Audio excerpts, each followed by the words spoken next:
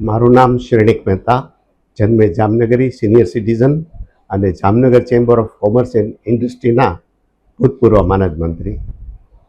ગઈકાલે ના દિવસમાં તંત્ર દ્વારા એક પ્રેસ નોટ મેં વાંચેલી કે ચંગા ડેમ હેઠળના અમુક ચેક ડેમ ભરવાના છે, તો ચંગા ડેમમાંથી સોમવારે સવારે 5 થી 9ની વચ્ચે પાણી લોકો છોડી અને નીચેના આગળના હેઠવાસના ડેમ ભરવાના છે.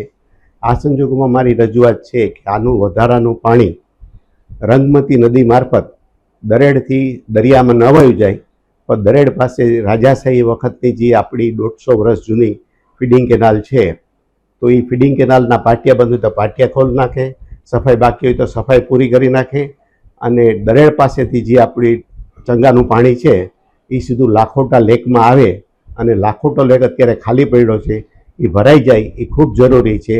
આ વર્ષે આપણા મેટ ડિપાર્ટમેન્ટે જાહેરાત કરેલ છે કે અલનીનોને હિસાબે વરસાદ પણ ઓછો પડવાનો છે.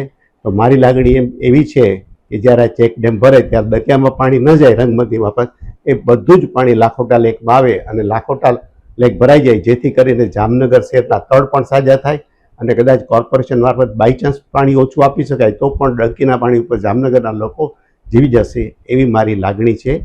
મારી આ લાગણી જેએમસીના મેયર, ડેપ્યુટી મેયર, સ્ટેન્ડિંગ કમિટીના ચેરમેન, કમિશનરશ્રી, ડેપ્યુટી કમિશનરશ્રી અને સિટી એન્જિનિયર ભાવેશભાઈ જાની બધા ધ્યાનમાં લઈ, અને રાજ્યકક્ષાના મંત્રી રીરા દિવેશભાઈ અકબરી વગેરે આને ધ્યાનમાં લઈ અને આના માટે જે કોઈ જરૂરી કાર્યવાહી સોમવાર પહેલાં કરવાની હોય, પાણી છોડે પહેલાં કરવા નમ્ર વિનંતી છે. આભાર. શ્રેણિક મહેતા.